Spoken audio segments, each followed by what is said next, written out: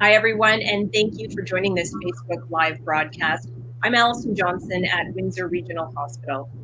This pandemic has been difficult for everyone, but for those on the front line, they're facing additional burdens at work and also at home, and that's what we're talking about today. Please, everyone, give a thumbs up and show some love for our guest today, here to discuss the impact COVID-19 is having on frontline healthcare workers, and also supports available to help assist people during these trying times. First, let me introduce you to Sharra Hodgins. She is the Interim Director of Critical Care and Cardiology and Respiratory Therapy here at Windsor Regional Hospital. Sharra. Hi, thanks for having me, Allison. And Beth Anne Ternovan. She's Manager of Counselling and EAP with Family Services Employee Assistance Plan, and her team has been pretty busy lately, as well as Sharra's. Good morning. Good morning, Allison. Thank you for the opportunity. And finally, Kate Kemplin, nurse, scientist, and assistant professor at the University of Windsor. Kate knows a bit about resilience, having led a clinical team at a field hospital in New York City during Wave 1. And she's been spending time at Windsor Regional Hospital, touching base with some staff here to let them know that they're not alone. Good afternoon, Kate. Hi, thanks for having me. Happy to be here. And welcome to all of you. Thanks for joining us. This is Coping with COVID, a series of live conversations about the impact of COVID-19. And if you have any questions for our guests throughout this webcast, please submit them in the comment section below, and we'll try to address them in today's discussion. So Sharra, I'm going to get you to set up the conversation for us today. What is a typical day like right now, working in the ICU and critical care? So for the staff in critical care, it's definitely changed from a year ago to today. Walking in every day is becoming very tiresome for them. The acuity of the patients, the amount of COVID patients that we're seeing go into the ICUs, the length of stays for them are quite long. The acuity of them have increased. And overall, it's becoming more and more difficult for them to get up and go to work every day. And that's because there are more patients, more sick patients? Yeah, I think it's the amount of patients that we're seeing that are so sick. They're used to taking care of the sickest patients in the hospital. But to this extent, it's getting harder and harder for all of the staff that work in the ICUs. The acuity, the not having the families there to help support their family or the patient is very difficult and challenging. Really, they're the support system and the caretaker for the patients now. We do have a lot of resources with the iPads to try and connect family with their loved one. But again, some of these patients are sick, they're sedated, they're intubated, they're on life support, and it's very challenging for them. Now, throughout today's conversation, we are going to hear from some members of our team. And right now, picking up on that topic that Sharra just mentioned, I want to introduce you to Dr. Sumar. She's a hospitalist at the OLET campus. And when the pandemic started, she had a 3-month new baby at home. And her husband, who is also a doctor, lived away from the family for 6 weeks so that he didn't bring the virus home. So she's back at work now and expecting again. And when I asked her what the most challenging part of this whole pandemic has been, she says her heart just breaks for her patients.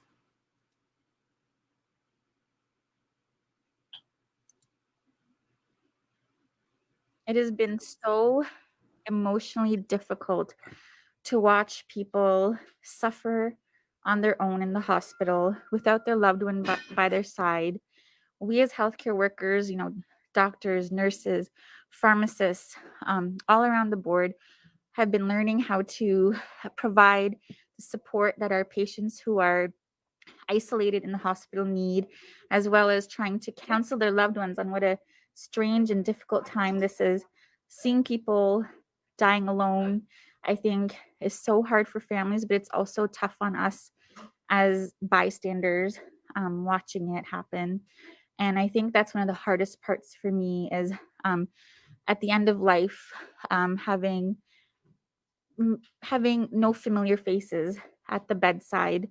And I truly believe that towards end of life, most people are aware of those who are around them. So I really grieve for those who don't get that luxury.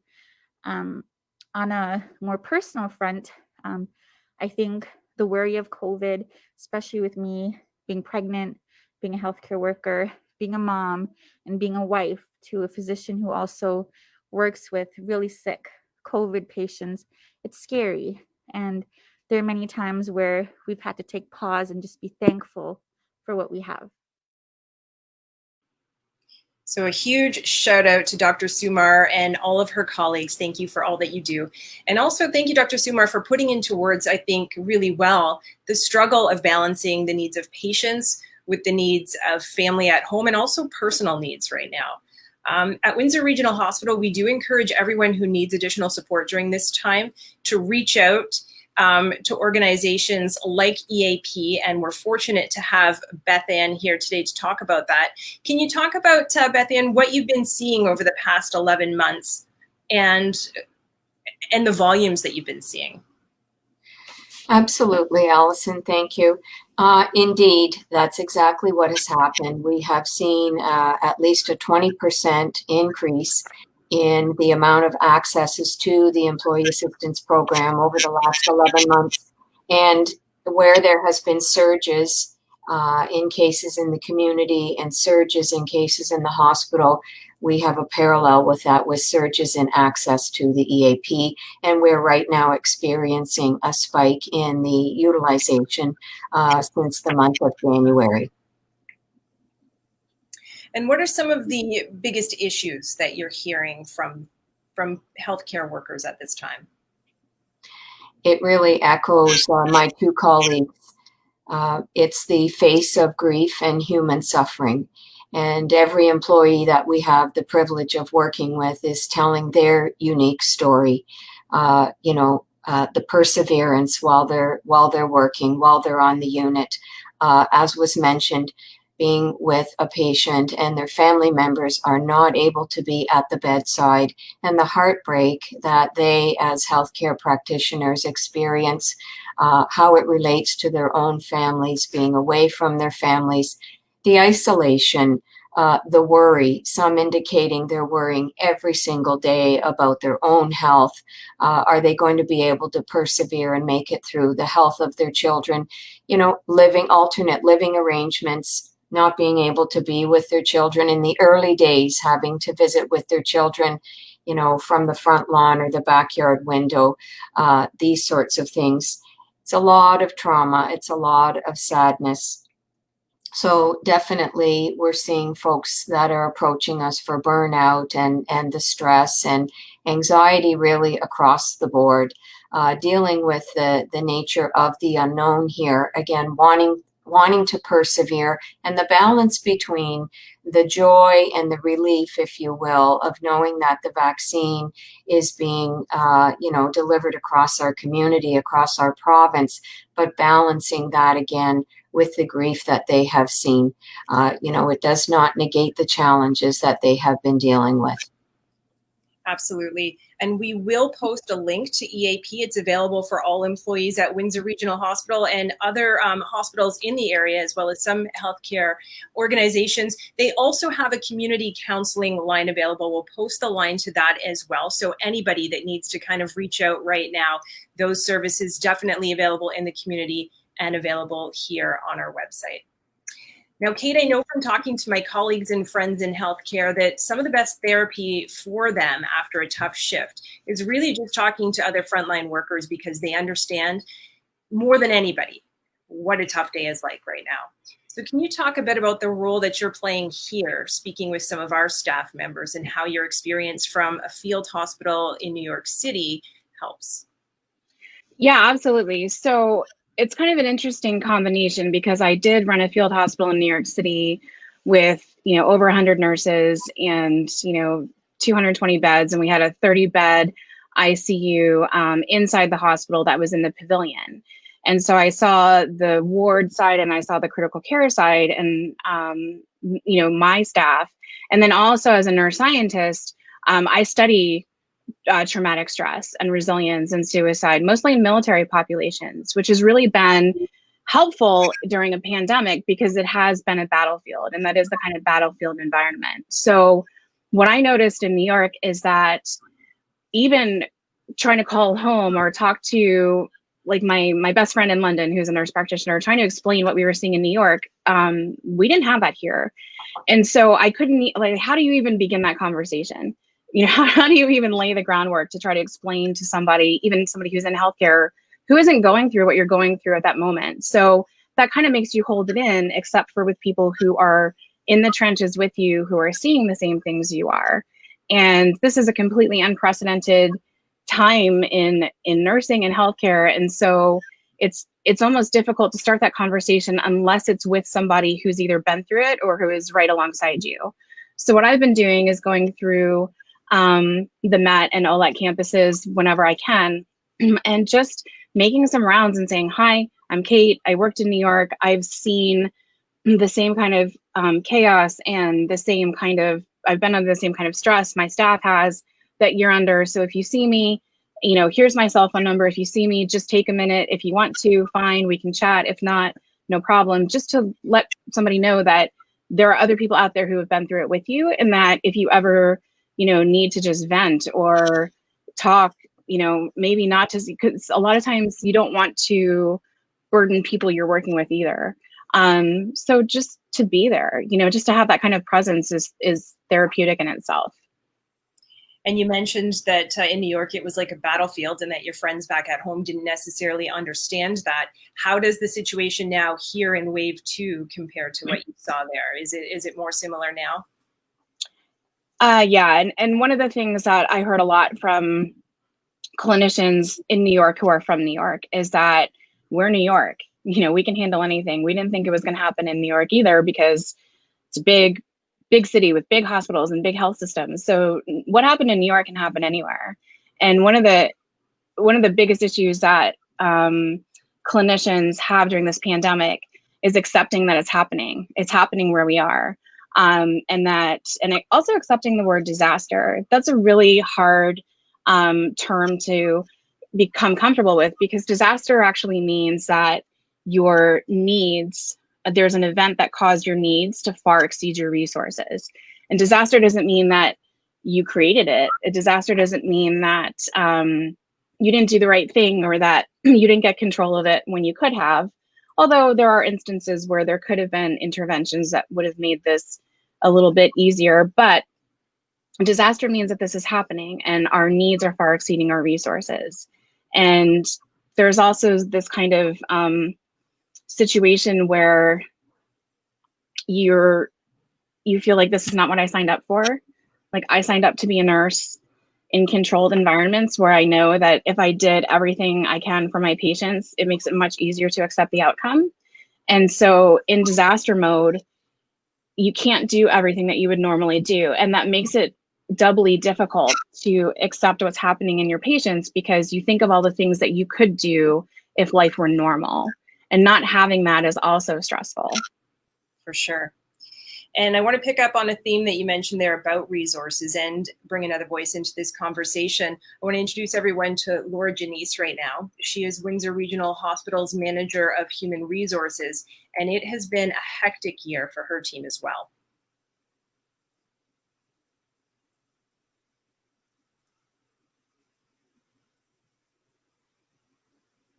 The amount of new hires that we've had to bring in has almost doubled in the, in 9 months that we've been dealing with COVID.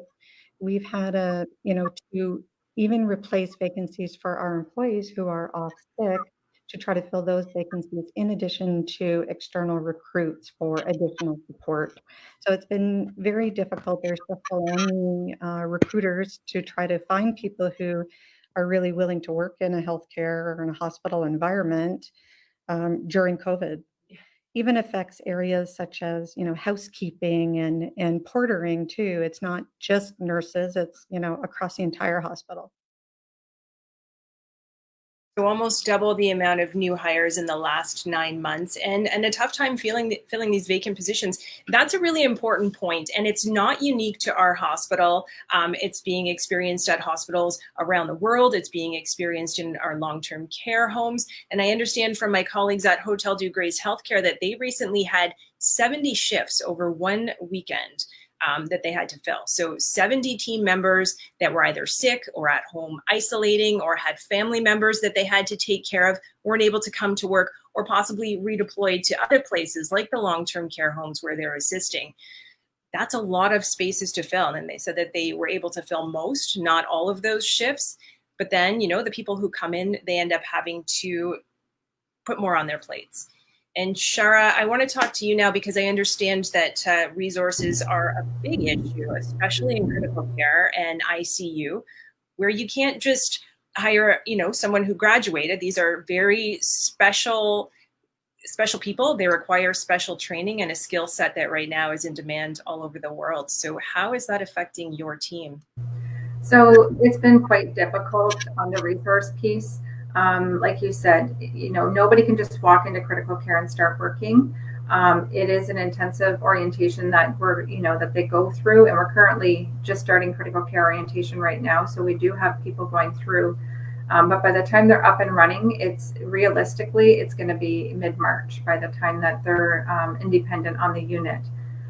We've had to take into looking at a different model of nursing as well, and incorporating med-surg nurses. There's a lot of things that nurses can do in critical care. If it's giving meds, if it's helping when we prone patients, turning and repositioning, and just helping out those critical aspects that a critical nurse needs to do, they can focus in on those tasks.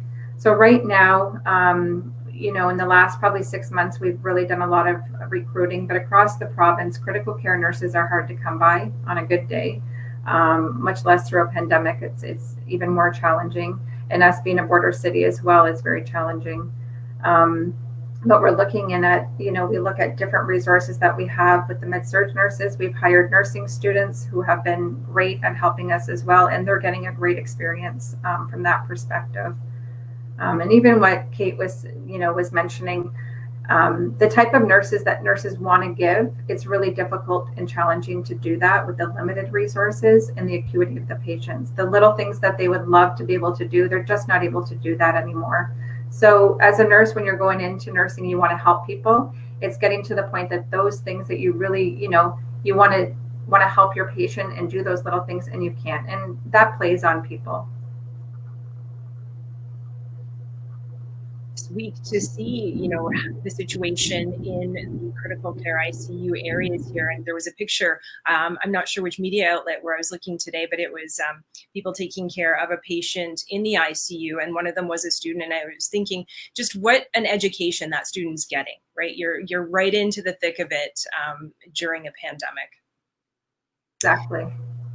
So another issue that I want to talk about right now is more on the home front, and parents with school-age children, every parent with school-age children right now, facing additional challenges. And while some people are fortunate to be able to do their work from home, that is just not a possibility for frontline workers because they're needed at the bedside. I want to introduce you now to Sylvana Macri. She is an RN on the 7th floor at Adelette, and I spoke with her about the impact her role as a nurse has on her family.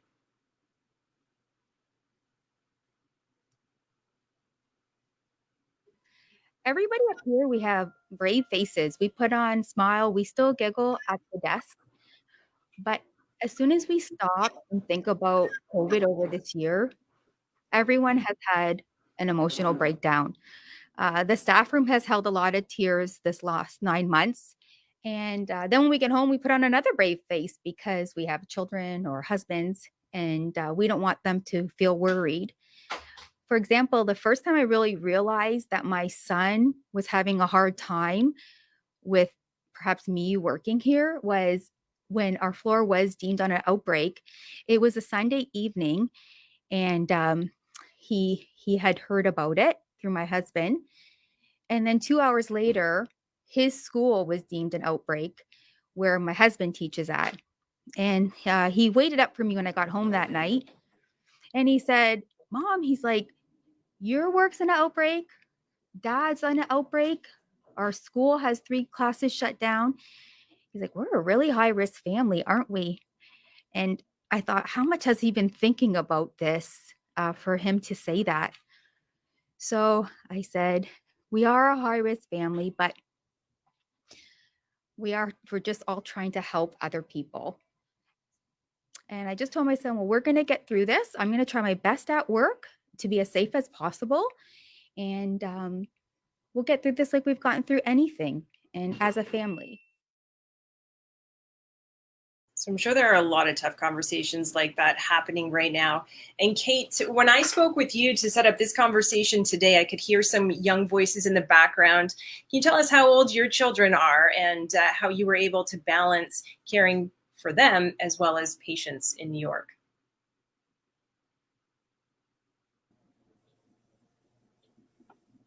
Yeah, so it's so true, right? So I have at the time they were 13, 10, and 4.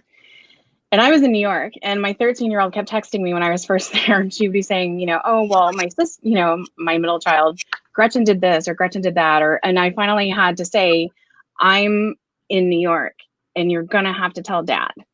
And fortunately, I was with a lot of our hospital personnel. Actually, most of them had either been in the military or been military spouses, and so we'd all been accustomed to deployments or being separated from our family, but this was the first time that I'd been away from my family.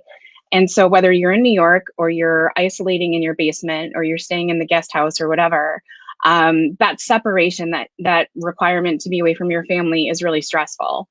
One of the first things we did when we got to New York is we started collecting data, and I partnered with Columbia University's School of Nursing, and we did a really large study of emotional distress, so moral injury, quality of life, et cetera, a lot of other measures in nurses, and hundreds and hundreds of participants in this study. And we're doing the data analysis now.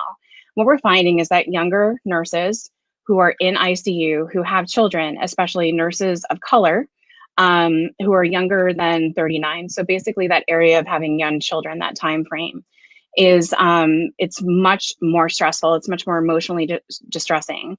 And one of the things that really just took a huge burden off of me is when my husband texted me. I was in New York, and he said, people are starting to leave food on our doorstep. And he was in the military, but he'd never been the spouse who was left behind, right, for a deployment. And I just started crying because I was like, the neighborhood somehow found out that I was in New York, and it was March, April, so everybody was in their houses, nobody was going anywhere, and they just started to drop off food. And then my colleagues from the university, who live nearby, they would drop off fresh produce because they correctly assumed that my kids were at risk of scurvy because Dad was taking care of them, and they were only like eating pizza every night, which is fine. Everybody survived. And this is the thing, like when I came home, the house was dirtier, and there were dust bunnies in the corner, and the kids were a little bit chubbier and maybe not as healthy as I wanted. But that's the thing, like you have to relinquish your old standards. And, I remember being a military spouse when my husband was active duty before he retired. During deployments, like I didn't need a care package. I didn't need somebody to, send me pizza or send me dinner. I needed somebody to fix my fridge. I really needed somebody to take care of my kids. Or if one of them got sick, to take them for the day so that I could go to work. So in this pandemic circumstance, everybody wants to help. And what I think would be really helpful for nurses, any clinicians really, like we heard our physician from Windsor speaking, any clinician with children, any clinician period, neighbors can offer to do their laundry and fold it and leave it on the front step. You can offer to do a grocery run if you don't have like Instacart, if the weather's warm, mow the lawn, come up with a list of mechanics and technicians and repair people who will just go to the house without being called. Take some of those those burdens of daily life away from the clinicians who have to be on the front lines, because the emotional stress and just this marathon of effort that's been going on for almost a year now is really difficult, and it's very taxing, and it's exhausting, not only physically but emotionally. And then like when you come home, you have to code switch in a sense, and have to go from being a clinician to being mom or being dad. And so if you're in the community and you want to help, you can maintain social distance. And if you have a neighbor who's working on the front line, take their kids out for a bike ride, take them to a field and play ball, take them sledding, maintain that social distance, but at the same time, do whatever you can to relieve the stress on them. And it doesn't cost any money. It just costs your time. So actually one of my neighbors right now, the roles are kind of switched. She's a PSW and daycares just got shut down. And so I'm trying to strategize, okay, so when can I take your children? When can I take your children while you're at work to relieve that burden on you? So it's very much an in this together, doing whatever we can to support and to relieve those, those daily things that really can kind of be the tipping point when you're already at your max. Absolutely. And we've heard from people every week, I think, since we started doing this conversation about doing those things for people who are isolating at home or who are sick themselves, but really great advice there to be able to provide and think about doing those things for people who are working and especially working on the front lines right now. A lot of people have extra time. Maybe a good use of that time is to reach out and see what your friends, colleagues, family members on the front lines could use. We're also posting some additional resources to the City of Windsor website talking about children. They do have the emergency child care. We'll post that link. And also at Windsor Regional Hospital, we've been offering the service of hotel with the support of local businessman Farhi and the WFCU, helping people who don't feel safe going home have a place to go, and that service is available at the hospital through admitting. And I do want to stay on that topic of family and children and head over to Beth Anne, because I know that the services that you offer are for the entire family. So number one, what advice do you have for parents who work in this field who are trying to help their children build resilience? And then also, what services do you have to support the entire families at this point? Thank you, Allison. Again, the EAP is available to the employees and their dependent family members. So children and spouses, even adult children up to the age of 24 under your benefit package. We have been working with children and youth, adult children throughout this time. When we had the availability to do limited in person, they were coming in for sessions. When we had to pivot very, very quickly to telephone and secure video format, families have gotten together around the screen to have a therapeutic session. We have registered play and art therapists. We've been very, very creative with the work that we've been able to do, whether over the phone or through the video format. Very, very important. I often talk about the fact that your staff is working a full-time job and then they go home at the end of the day or the next morning to their other full-time job. So if your intuition is that I am feeling overwhelmed, I'm struggling with all the expectations that are on my plate, both at work and at home, if your intuition is telling you that, that's the time to pick up the phone and give us a call. We are readily available 24/7 at the other end of the 1-844-720-1212. And I know that you're posting those promotional materials for staff. The same is true of those that are on this call from the community. Again, our community counseling program is available, providing the same types of supports and services. And I just want to link back to what Kate was saying about our therapists will help people manage their expectations, manage that thought process, and try and stay away from the negative bias, certainly about themselves, and catastrophic thinking. And again, that offer there, that offer the presence of empathy through a therapeutic relationship. Empathy creates connection.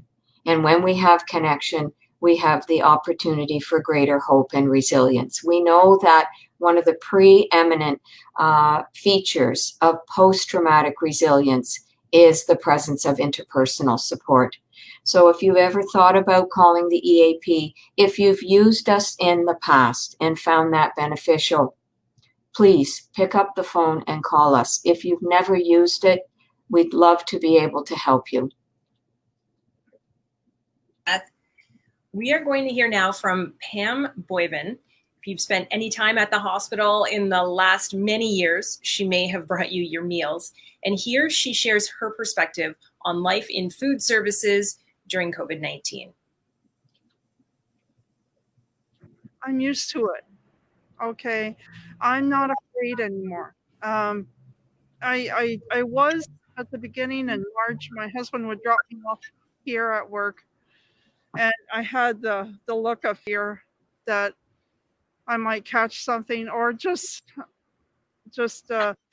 worried about the patients.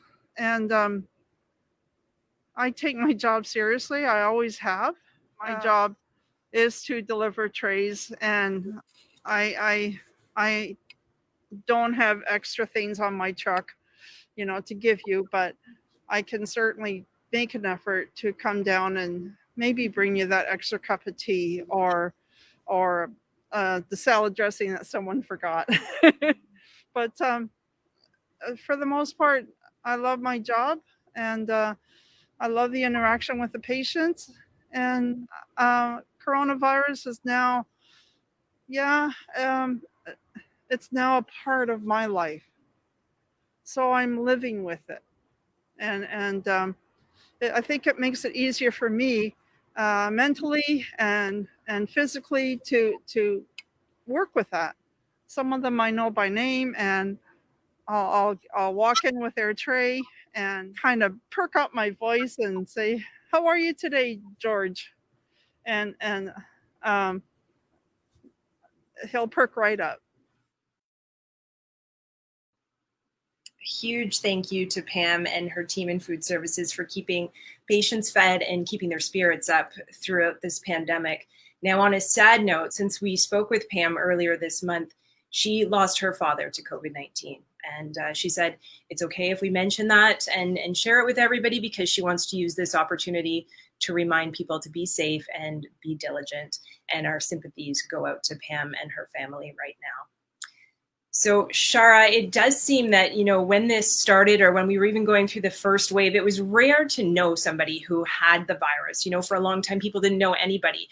But now everybody pretty much knows somebody who's either recovered, recovering currently at home, or in hospital. How does that affect staff? Because, without a doubt, they're dealing with their patients, but also worried about their family who may be sick at home. And I assume because Windsor's, not a huge community, that also seeing people that they know come through the ICU. Yeah, I think that has been a huge challenge, especially in the beginning of the pandemic. You might have heard of somebody, had it, and it was very scary. But as time has gone on now, I think all of us know of somebody, it's a friend, a family member, and it really takes it back to the home. And it's adding more stress because we're all vulnerable at this point. Until everybody gets their vaccination, we truly are, we all have that capability of picking it up somewhere. I think for staff, we talk about this a lot. We all feel very safe here in the hospital. I think we've done a great job with that. It's very difficult when you step outside the doors of your comfort zone, either your home or your work. Out in the community, at the grocery store, staff, it's even for myself, like that's where I feel like I have that ability to pick it up. But it's very difficult and challenging when you have a friend or a family member that is sick, and there's always that fear, especially in critical care, and you see what it can do. And even on the floors, on the units that have the COVID patients, they see how fast these patients deteriorate, and there's always that potential. So it's just that added stress of always worrying. We talked before about people filling in different roles. I'm kind of shifting jobs based on the need right now, and it's been happening quite often since the start of the pandemic. And since the start of the pandemic, every patient and visitor that comes through the hospital doors goes through a screening process. And Carolyn Brown is a screener, and that means sometimes she has to deny people entry when they're coming into the hospital, which is not an easy job, but she says it's important, especially to keep her patients safe. We have the maternal newborn clinic. We have follow-up appointments with the newborn babies and mom and dad.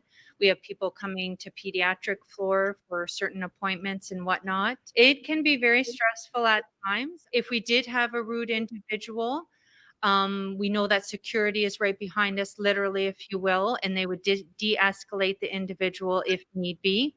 I never felt overly threatened, if you will. Security does an excellent job to have our back, so to speak. You learn to get thick skin, if you will. I will not go back and forth as a professional, as a person with someone. No one likes hearing the word no, especially during these surreal times. A lot of people don't like to come into the hospital in the first place during usual times, or normal times rather, if you will, let alone during a pandemic. Also, they may be coming in and getting results from certain tests that are life-changing, so they're nervous about that. So you throw a pandemic on top of that, and we're all frustrated with it. We're all done with it, but we have to hang in there and stay safe for the community and everyone else, especially our patients. With the children that come in, especially with children, young ones, when we have them on hand, if you will, they're given a teddy bear, which has been donated to the hospital. And the little child, if you will, is overjoyed, and we're trying to make it a positive experience coming to the hospital right from day one. And a huge thanks to Carolyn and all the screeners for filling this important role. If you haven't been to the hospital lately, they're the first faces that you see. Talk about the frontline. That's who you see when you come into the doors. And, you know, we have a strict no visitor policy right now. So they're often having to turn people away. And if you don't pass the screening, then there's conversations. Before this pandemic, Carolyn worked in volunteer services. So a totally different population. Barb, I want to talk to you about how this type of change, and I know it was in this role, but in many roles within healthcare right now, how does that affect somebody when they're trying to do their job? What kind of issues does that create? And what are some coping skills to help people get through change in the workplace?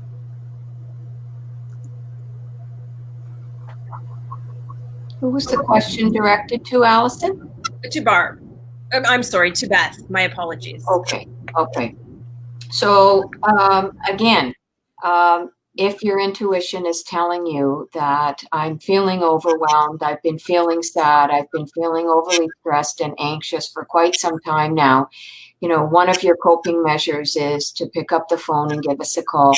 The EAP is there for you 24/7. Again, the aspect of interpersonal support. So if there are people in your life, as Kate was saying, that are offering to help you, let them help you. Sometimes it's a matter of managing our own expectations of ourselves and watching for the creeping in of that sense of omnipotence that we have to be everything to everybody at every point in time. You know, this has been exceedingly difficult for the last 11 months. And one of the things that we work on with you individually in a therapeutic session is just exactly that. What is going to be your self-care plan? People are persevering right now just to be able to get through, and we can be there to help you as you're making your way through to the end of the pandemic. And another point that I want to make is for your young people. You've mentioned your young staff who have never experienced this. It's not something that we can learn in a textbook or in a curriculum. These are new experiences. So we're going to be ready post-pandemic to assist people. We're doing our post-pandemic planning right now because as we have a spike right now in our accesses to the EAP, and while that may level off, post-pandemic, we expect another spike in people that will then be approaching us for help once they have made their way through, and we'll be there to help them post-pandemic.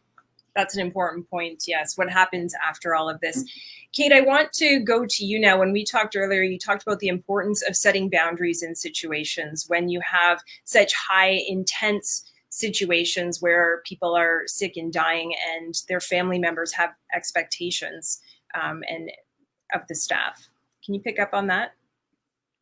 Yeah, for sure. So we saw this in New York too, is that of course families are understandably concerned, worried, panicking, and we get that. And as nurses, especially, we are taught to be so communicative and, to answer every question and to respond to every question that we have.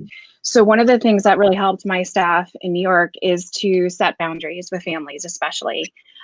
We are in the middle of a pandemic, and so we cannot meet everybody's needs and expectations. So eventually, actually shortly after we opened the hospital, we realized, okay, we're going to have to set some boundaries. So we had iPads, but we also had families calling. And so we learned to say, okay, if anything changes, and that was the key point, if anything changes, if there is not anything, but if anything significant changes, we will call you.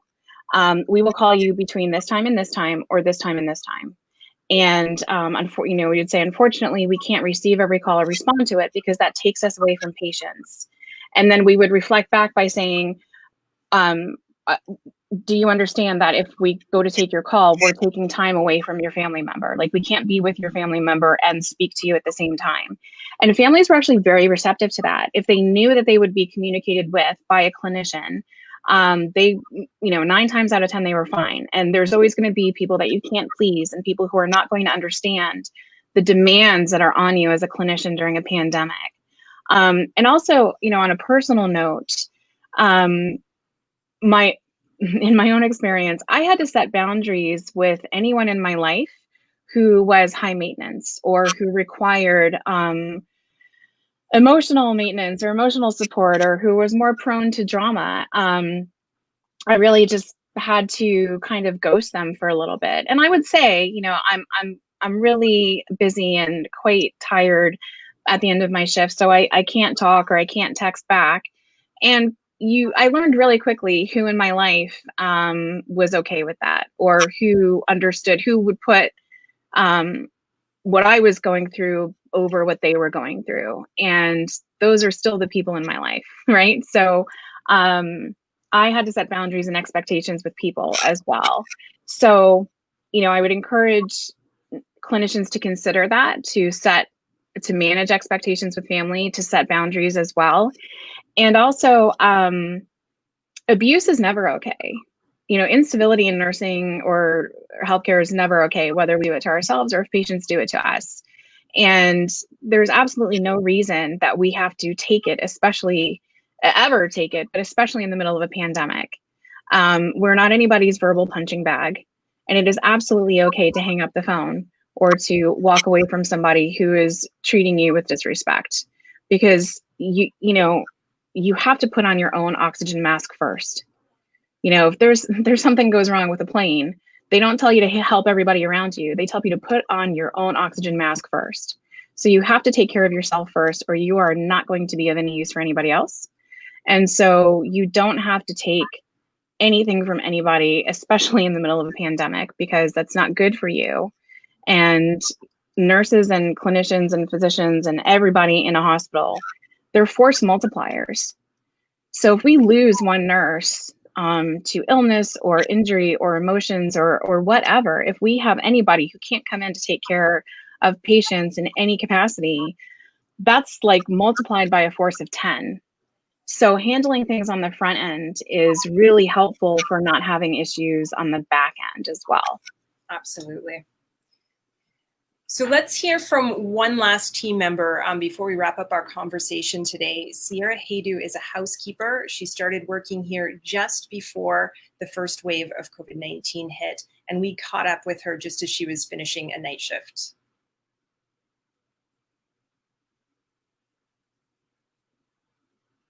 Some days it's a little overwhelming, but for the most part, when I come in, I try to stay positive. I know the patients that we see, most people are scared, nervous, they're not feeling well. So I think having a positive attitude kind of helps the environment. Constantly disinfecting. As soon as someone gets out of a chair, you want to disinfect it. That way the next person that comes in feels safe sitting in that chair. It is difficult. There's a lot of ups and downs. There are some stressful days for sure with staff and patients too, especially with no visitors in the hospital. We do go into patient rooms, yes. if patients are wanting to talk, it's more, how is the weather? They're stuck in the hospital. How is the weather? More like, how are you doing? We do chat with them because they are lonely. Talking to them, making sure they are calling their loved ones. But just making sure that they're okay. I am very lucky to be reminded by patients as well as staff that, housekeeping, porters, we are needed. And I think that's what keeps me going. When people just say thank you for what you're doing, just a simple thank you, just makes you feel better, makes you feel good. Thank you, Sierra, and thanks to all of your colleagues for the vital role that you play in making sure that we're providing quality and safe care to our patients and keeping everyone's spirits up as well, as you mentioned. So we have covered a lot of ground today. I do want to go around the group for any final thoughts, any final suggestions, messages to those on the frontline staff before we sign off for today. Sharra, let's start with you. I just want to say everybody just needs to keep doing what they're doing. I know the lockdown and the pandemic, it's not easy, and it's very tiresome, but the healthcare system is tired as well. And we really need the community's help on this, and just the support and trying to get through this. It's not over. We still have a long ways to go, and us at the hospital are here and we're working tirelessly, but we're here taking care of your loved ones as best as we can. Kate, any final thoughts? Absolutely. I totally agree with this, Sharra. And also, speaking as a nurse to nurses, be kind to yourself. Forgive yourself for what you couldn't do, because you can only doing the best that we can depends on the resources and the tools that we have. And I know, and you know, that you are absolutely doing the best you can with the tools you have right now. And at the end of the day, leave it there. You know that you absolutely tried to do everything you possibly could for patients, and that there are forces beyond our control that affect the care that we're delivering, and that this is not our fault. It's not anybody in the hospital. It's not anybody's fault who's delivering care to patients. So don't make it your fault. Don't pick up things to carry emotionally, and set them down as much as possible at the end of the day, because this is an unprecedented time. We're never going to forget it. But what we're going through now is not going to last forever. It is going to change things, definitely, but this is going to end hopefully soon. Like we have a solution. We have vaccines, they're on their way. Help is on the way. But whenever there's been, any battle in history, one of the most dangerous times for the people in it is when they hear that help is on the way, because you kind of let your guard down and you become really eager for it to end. And so that anticipation is really exciting, but it also makes you a bit vulnerable. So we still have to pace ourselves and be kind to each other, be kind to yourself, most importantly. And, the feelings that you have of just this kind of powerlessness that you might feel to make change, to affect change, and that all of these forces that are external to you are really shifting the winds for you. That's happening, but it's not something that we can control every day. So recognize what you can control and commit to being an influence on that, but also don't worry or stress yourself out about the things you can't control. And, put on your own oxygen mask first. Take care of yourself. And we are going to get through this. It's not going to be easy, and it's not going to be fun. But one thing that I noticed, especially in New York, is that we had a blast, not because it was an enjoyable situation to be in an epicenter or to be in the middle of a pandemic, but we enjoyed each other. We had fun whenever possible. We cracked jokes. We, had inside jokes. We had memes and just, funny things that we did for each other as clinicians, because that's really the only way we're going to get through it, is to just laugh our way through it. And there are times where it is not funny at all, but we are going to get through this. It's not going to be easy, but we're going to be okay. I promise. Noticed that for sure. Definitely an increased sense of camaraderie and people going through this together are very important. We talked about that earlier, about being there for each other. Mm-hmm. Beth Anne, final thoughts? You're talking about our resiliency muscle there, Kate. There are many things that go into our resiliency assets. We find ourselves helping your staff, their family members, to learn how to flex their resiliency muscle in new and different ways and reaching deep and finding their internal resources. It brings me to an important point. As co-workers, the camaraderie is so important. If you see a fellow co-worker who is struggling, who is suffering, have that gentle conversation with them to suggest the employee assistance program. We've heard from a lot of managers who have picked up the phone and called because they're concerned about a fellow employee. Same thing. As I mentioned before, one of the key indicators of post-traumatic resilience is that aspect of interpersonal support. The program, I want to remind you, is confidential. Nobody will know that you have ever used the EAP unless you decide to tell them. We're here for you 24/7. Pick up the phone and give us a call. And I also want to say that it's our privilege to have, while we have been your employee assistance program for the last 9 years, it has been our privilege to be able to work with your entire staff. And we know the remarkable work that you have been doing in our community for the benefit of all of us. So again, thank you, and thank you for this opportunity today. Thanks, Beth Anne, and thanks for all the work that your team does to support our team. The last word of the day goes to June Muir. She is the head of the Unemployed Help Center in Windsor, one of the first in the region to be diagnosed with COVID-19, and the reason that we do this webcast. On behalf of my family and myself, I want to let frontline workers know that you truly are our heroes. You don't get enough credit, but I want you to know what you do each and every day is remarkable. If it wasn't for you, I don't know where we'd be. You go to work each and every day, no matter what. You deal with people that are obviously very sick. You hold the hands of many that die. And after this pandemic's over, I really, truly worry about you. And I want you to know that we thank you from the bottom of our hearts. Thank you for what you do and continue to do. And there's just no words that it can express how thankful we are that we have you. You are true heroes. And thanks to all of our panelists, Beth Anne, Sharra, Kate. Really appreciate you being here today to have this important conversation. Thanks to all of you who joined us today. And of course, a huge, huge thank you to everyone serving the community on the front line right now. We know that we haven't seen the worst of this yet, but we will get through this, and it will be because of you. So thank you, and we'll be back next week with a new guest and a new topic. And until then, please, everyone, be safe. Cheers.